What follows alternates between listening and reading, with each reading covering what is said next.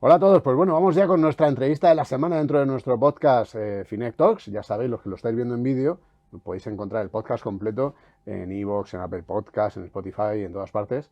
Pero aquí vamos a tener nuestra entrevista, como siempre, que compartimos cada semana, que ya tengo aquí a nuestro invitado hoy, a Jorge Fuentes. ¿Qué tal, Jorge? ¿Cómo estás? ¿Qué tal, Vicente? Muy bien, gracias. Jorge, que es gestor en Bestinver. Vamos a charlar ahora un poquito de cómo estáis viendo las cosas, de cómo gestionáis vosotros. Bueno, Jorge, pues comentabas con Carmen tu conversación con Natalia de Santiago. Sí, Nosotros la hemos tenido en el podcast, de hecho es de las que ha repetido Natalia en Finet, le hemos tenido varias veces. Y este mensaje yo creo que es fundamental el que decías, ¿no? De poco a poco, aportaciones periódicas, pero hay mucha gente que ahora dice, oye, pero igual esto ha cambiado. O sea, que igual la historia de los mercados de los últimos 100 años está muy bien, pero a lo mejor la de los próximos 100 años es distinta, por lo que sea. ¿Qué, bueno, qué- qué- qué- seguramente será distinta a 100 años. 100 años a mí me da igual, la verdad. Me importan los siguientes 10, 20, 30, 40, 100. Sí, bueno, pues yo no creo que sea tan distinta. O sea, una de las frases más peligrosas en los mercados es el de que esta vez es diferente, porque pues, voy a parafrasear por enésima vez a Mark Twain, pero creo que es importante. La historia no se repite, pero siempre rima. Entonces, no creo que sea muy diferente lo que nos espera en los próximos 10, 20 años que lo que nos hemos tenido en los últimos 10, 20, 30 años. Se nos olvidan las cosas que han pasado en los últimos 10, 20, 30 años, que han sido extraordinarias, malas y buenas. Solo nos acordamos de lo bueno y solo proyectamos lo malo porque justo ahora nos sentimos un poco pesimistas, pero vamos, yo no creo que vaya a cambiar nada. Claro, al final la tesis de que seguirá el mundo creciendo, ¿no? De que las Sí, empresas seguirá habiendo empresas que consigan ese crecimiento. Bueno, hay gente por ahí que dice, no, pero es que lo que ahora sucede es que vamos al revés, ¿no? Porque el mundo va a ir teniendo menos gente en el futuro, porque ya parece que ha tocado pico de población, las empresas a ver cómo se van adaptando, la situación ya no es la misma, ¿no? Ahora estamos con el tema de la guerra. sí, o sea, tiene razón en eso. Hay preguntas que subyacen que son extraordinariamente difíciles darles respuesta. No tenemos ni idea. La población a nivel mundial no está decreciendo.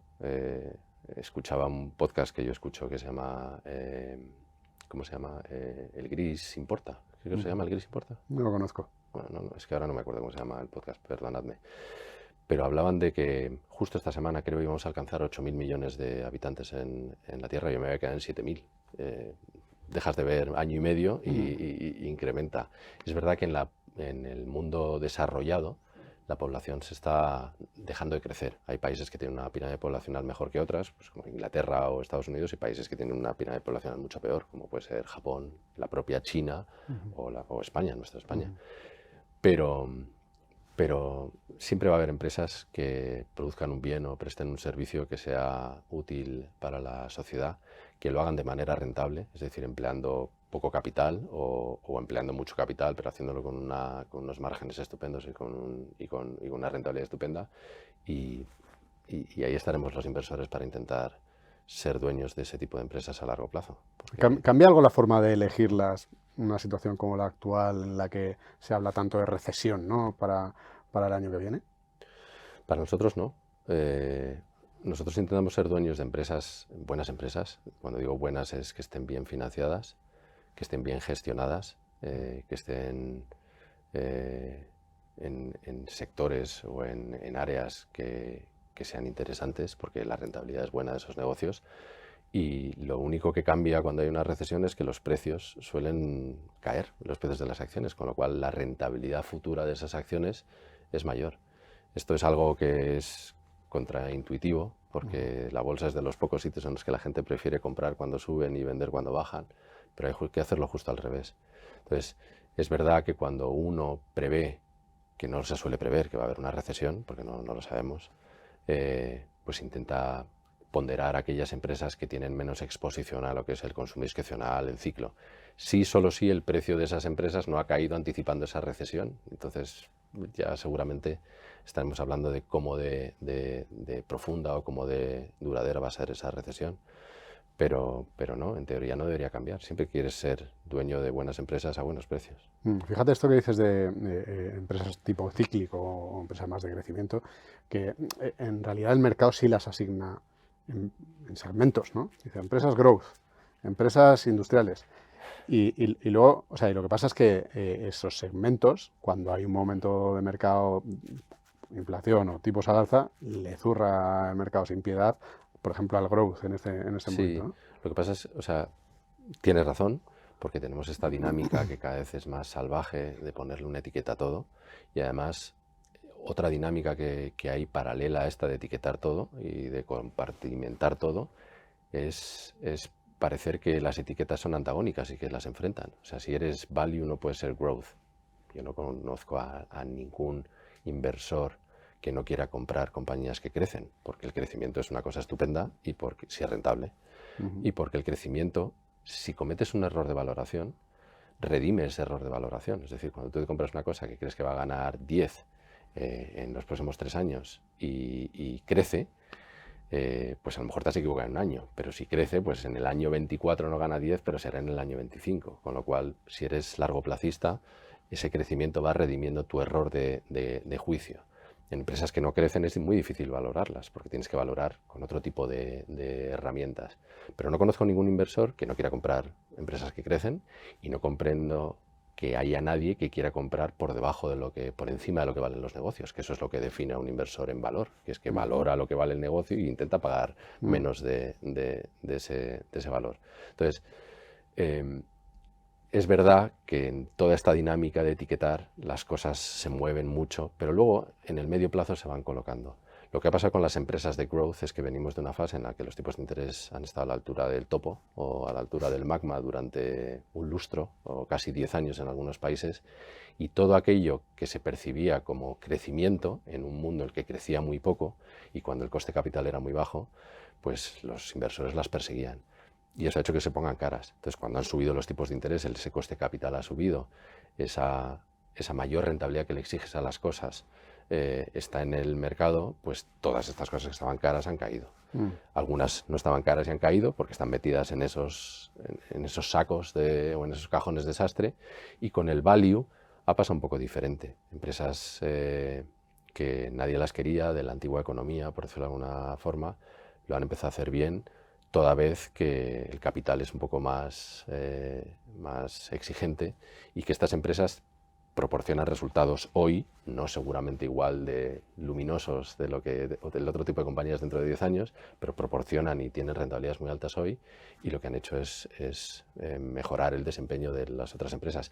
Pero todo eso luego con el tiempo se va diluyendo.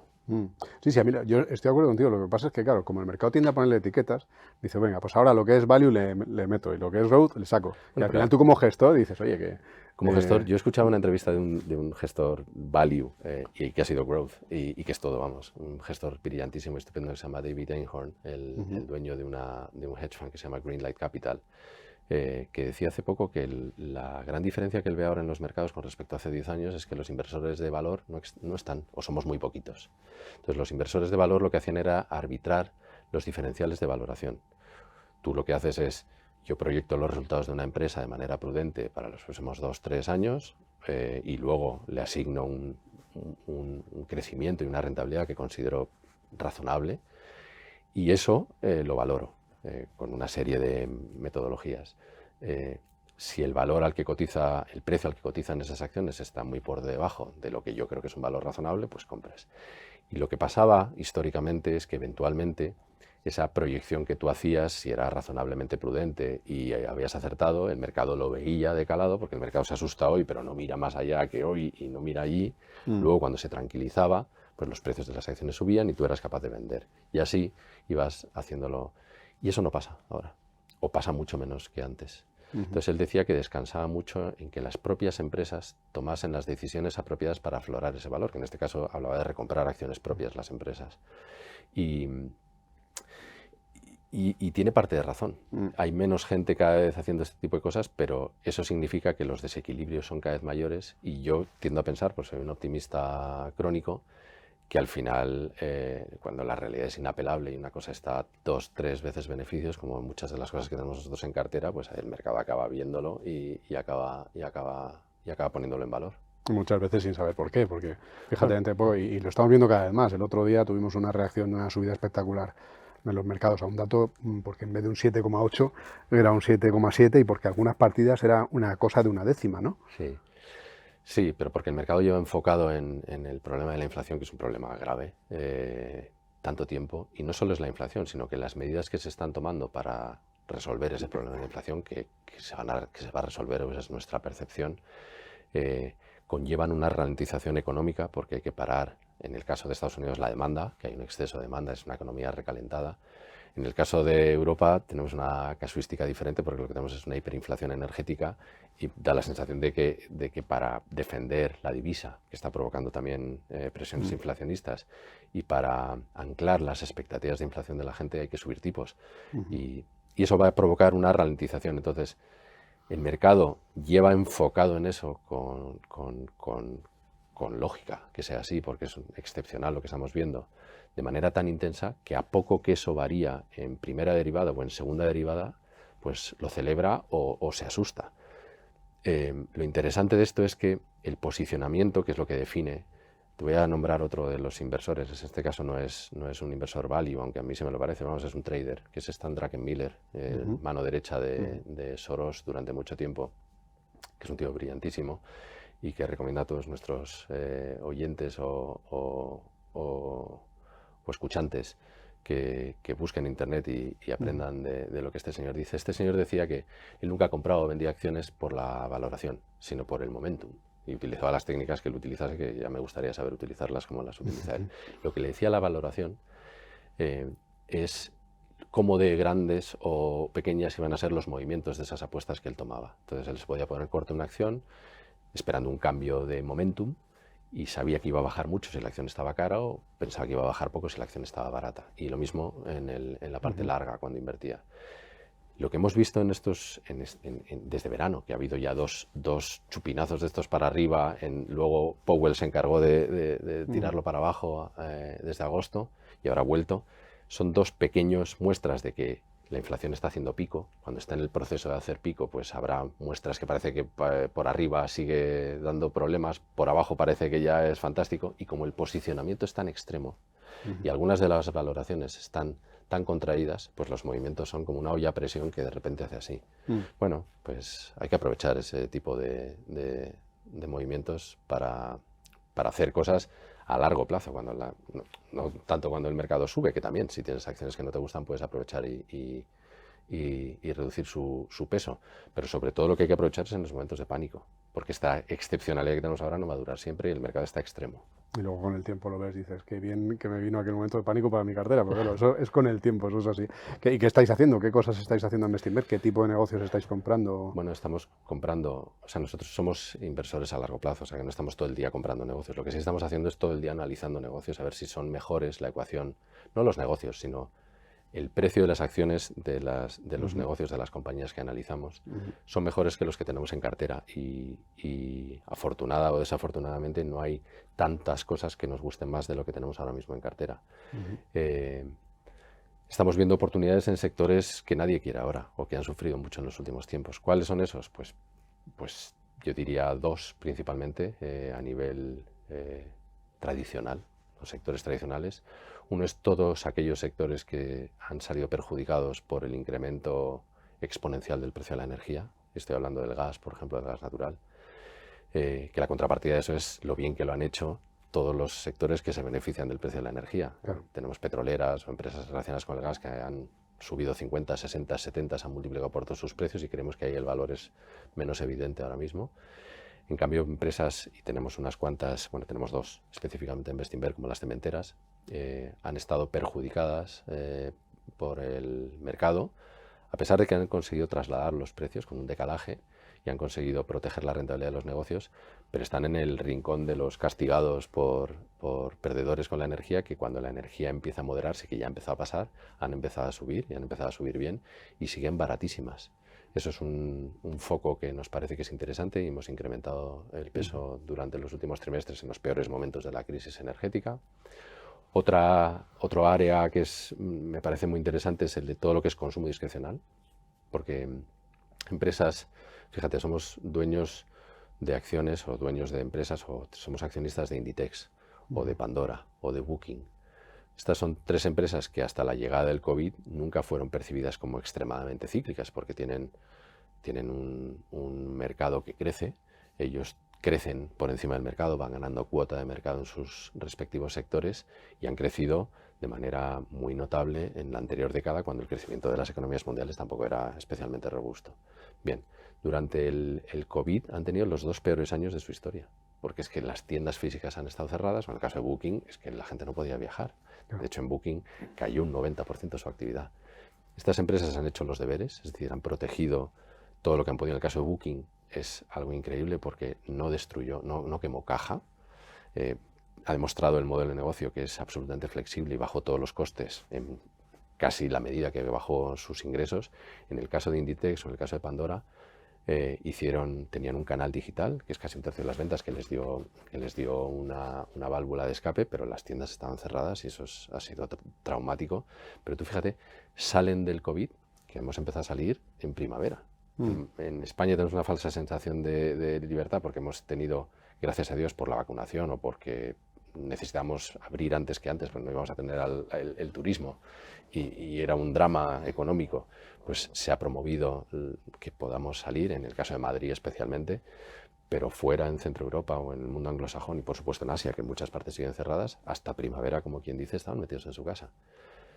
Eso, cuando se reabre el mundo, los resultados de estas empresas han florecido, han tenido unos resultados espectaculares. Inditex, por ejemplo, está vendiendo hoy un 20% más de lo que vendía pre-COVID. Lo está haciendo con un 5% menos de tiendas. Lo está haciendo sin Rusia y Ucrania, que eran en torno a un 6% de los ingresos. Y lo está haciendo con una rentabilidad fantástica porque el canal digital es muy rentable y todas las inversiones que tuvo que hacer ya están hechas. Y en cambio con el rebote último de llevar un 25% en el mercado de caída, llega hasta ahora cayendo un 40 o un 50% en el año. Nosotros habíamos comprado en el COVID previendo, sobre todo después de las vacunaciones, previendo que no vamos a estar siempre confinados. Los resultados han sido fantásticos y como es consumo discrecional, como la gente cree que va a haber una recesión y de manera inminente, de hecho llevamos creyéndolo muchos meses, no nos vamos a volver a comprar una gabardina, pues las han machacado. Entonces, de hecho, eso es uno de los errores de apreciación que hemos tenido en nuestras carteras en Bestinver. Empresas de consumo discrecional que han tenido una recuperación de resultados estupenda, que están más baratas que nunca y que el mercado las sigue castigando porque los 2 siguientes trimestres van a ser contractivos. Ahí hay una oportunidad evidente. Oye, te quería preguntar por Meta, ¿no? Porque es una posición que hicisteis, que además comentasteis en el blog y tal, que en los últimos resultados han vuelto a castigarle, pero que ya Sí, les habían dado. viene castigada todo el Sí, 22. ¿le seguís viendo o todo esto que está diciendo de los despidos recientes, los gastos la competencia de TikTok que parece que empieza a hacerle cada vez más daño? ¿Ha cambiado algo ahí la tesis? Sí ha cambiado algo, es obvio. Nosotros no creíamos. Ha habido 2 cosas que han sido relevantes. Una, el nivel de gasto de la empresa, que ha sido fastuoso, ha sido increíble. Ahora comento un poquito más. Y la otra que no preveíamos cuando empezamos a invertir en Facebook eran las políticas de Apple de privacidad o de no seguimiento de lo que hacían los tipos que están en su plataforma en las diferentes aplicaciones que están en el sistema operativo de Apple. Que eso era una fuente de poder traquear lo que hacían los gustos o las inclinaciones de los usuarios, que Meta podía acceder a ello. Bien, lo que ha pasado desde entonces es que el mercado al principio ha estado muy preocupado por el crecimiento de Meta, el crecimiento de los ingresos. Hay una parte que es cíclica, ellos siguen creciendo los ingresos. Este último trimestre, o lo que va de año, los ingresos han decrecido porque tiene una exposición fuera de Estados Unidos muy fuerte y el dólar les ha machacado, pero vamos, ajustando por divisa y algún extraordinario, los ingresos están creciendo al 7%, es decir, que el Meta sigue creciendo. Pero es verdad que la amenaza de TikTok tenía al mercado extremadamente preocupado y Meta ha respondido a esa amenaza, nosotros creemos que de manera satisfactoria. Ha creado una plataforma una aplicación que se llama Reels dentro de Instagram, que el engagement o la atención de los usuarios es alta y van a monetizar a partir de ahora. No la han estado monetizando y fue un poco parecido a lo que pasó con Snapchat. Snapchat nació a disruptir, no sé si existe ese verbo en castellano, o comerse el pastel de Meta, de Instagram. Instagram respondió con lo que fueron Stories, que al principio no lo monetizó y luego fue un éxito y está siguiendo el mismo camino. Entonces la gente está muy preocupada por lo que es los ingresos y los usuarios. Los usuarios están estables en el mundo desarrollado porque no puede haber más usuarios de las aplicaciones de Meta, de WhatsApp, Facebook, Blue o de Instagram de los que ya hay.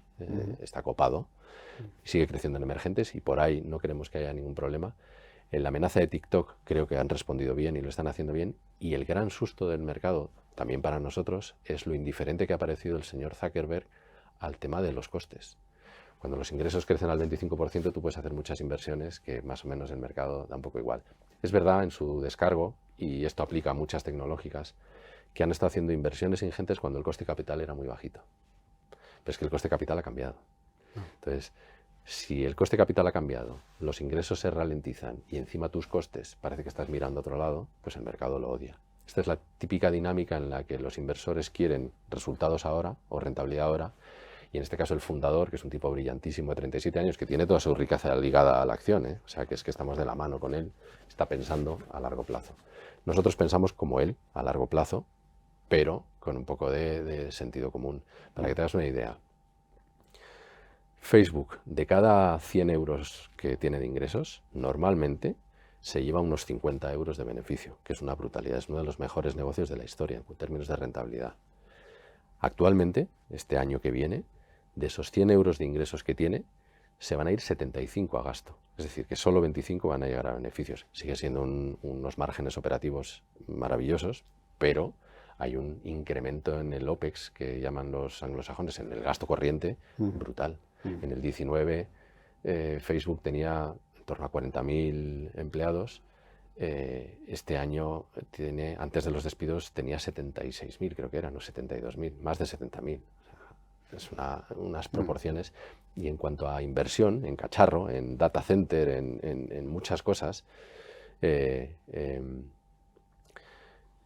el año pasado, por ejemplo, Meta depreciaba, que es una forma de contabilizar los gastos, lo que es el gasto normalizado, creo que eran en torno a 8.000 millones de dólares, a pesar de que el CAPEX eran como 18.000, es decir, que estaba gastando mucho más, invirtiendo mucho más de lo que era la inversión sostenible. Pues bien, este año o el que viene va a estar invirtiendo 35.000 millones. Entonces, el mercado le dice, oye, macho, un poquito de prudencia. Y el pánico fue la sensación de que él no atendía al mercado. Pero vamos, parece que ha pillado el grito del mercado de decir, oye, prudencia a la hora de invertir. Ha anunciado despidos, ha anunciado que va a recortar las inversiones y creemos que eso no se va a ver el año que viene, por eso sí ha cambiado un poco la tesis, pero creemos que lo vamos a empezar a ver en el 24 y la acción está en números nuestros del 24, de consenso, ya no nuestros. Es que está a 9 veces, 10 veces beneficios, está a 5 veces beneficios operativos, que es que cotiza por debajo de lo que cotiza un supermercado malo. Sí, casi para ir acabando. Hay gente que está diciendo que esta oleada de despidos en las tecnológicas es como, o evidencia que estamos cerca del final de la peor parte, porque para el sector, digo, porque están reconociendo ya de verdad que no la realidad, ¿no? Es aquello de saber que efectivamente tienes una enfermedad y tienes que ir al médico, ¿no? Estoy de acuerdo. Bueno, saber que se han pasado de frenada.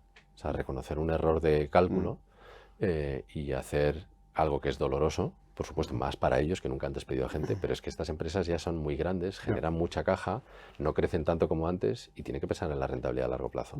Tienen que seguir haciendo inversiones, que las siguen haciendo, y la rentabilidad, protegiendo la rentabilidad y los fosos que tienen contra la competencia, pero con un poco de prudencia. Yo comparto lo que acabas de decir, Vicente. Creo que son empresas maduras que, si empiezan a fijarse más en la rentabilidad, no solo en el crecimiento, que es lo que están haciendo, van a ser muy buenas inversiones a largo plazo.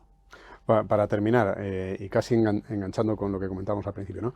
¿Qué le dirías a esos inversores que, oye, que efectivamente que en los últimos años han visto la necesidad de empezar a invertir por la inflación, también las buenas rentabilidades que veían les animaban un poco más, pero ahora están diciendo que esto no tira, que seguimos en mínimos, que madre mía la que nos viene por delante, que me he equivocado, que no tenía que haber empezado, o bien el que está invertido y está con dinero y dice que no, esto no acaba de recuperar? Ya. Bueno, lo primero es que piensen, echen para atrás y piensen cuándo ha habido siempre las mejores oportunidades de invertir. Entonces, siempre ha coincidido con momentos difíciles. Cuando el mundo va fenomenal, las empresas van bien, los mercados suben, pues lo que tienes que hacer es recolectar aquello que has plantado cuando el mundo va mal. Caída de Lehman, caída de Torres Gemelas, crisis de la eurozona, Brexit, COVID. todas esas sensaciones que teníamos el mismo sentimiento que tenemos ahora, fueron excelentes oportunidades de compra y es exactamente igual ahora. Eso es la primera. Y la segunda, que piensen de verdad a largo plazo si el valor de un negocio, me da igual si es una peluquería, un despacho de abogados o Inditex, cambia porque vaya a haber unos trimestres recesivos o contractivos, que no sabemos si los va a haber, o porque hay una recesión. No, lo que pasa es que el mercado se asusta, las acciones caen y entonces las bases para que la rentabilidad futura de esas acciones sean buenas quedan sentadas, que es justo lo contrario que pasa cuando los mercados suben. Cuando los mercados suben, las acciones suben y ese mayor precio o esa menor rentabilidad implícita de los negocios compromete las rentabilidades futuras. Y esto siempre es así. Gracias a Dios los mercados alcistas duran mucho más que los bajistas, pero lo que hay que hacer es aprovechar los mercados bajistas. Y para eso, ¿cómo hay que hacerlo? Pues continuar invirtiendo o desde luego no vender cuando las cosas están mal, todo lo contrario. Pues nos vamos a quedar con eso, Jorge. Muy Es bien. un placer charlar contigo siempre. Lo mismo digo. Así que Vicente. nada, ya sabes, aquí Finectors, cuando quieras, Pues, oye, yo aquí te invitamos a charlar cuando cuando quieras. queráis. Yo encantado de venir siempre que me lo pidáis. Pues nada, si os ha gustado esta entrevista, esta conversación, os recordamos que si nos dejáis un like os lo agradecemos mucho. También comentad, dejadnos ahí en los comentarios qué opináis, cómo lo veis vosotros, en dónde estáis encontrando, si tenéis este miedo que decíamos, ¿no? En el momento o no, en fin, comentarlo. Así que nada, muchas gracias Jorge Fuentes, gestor de Bestinver. Gracias por tu tiempo.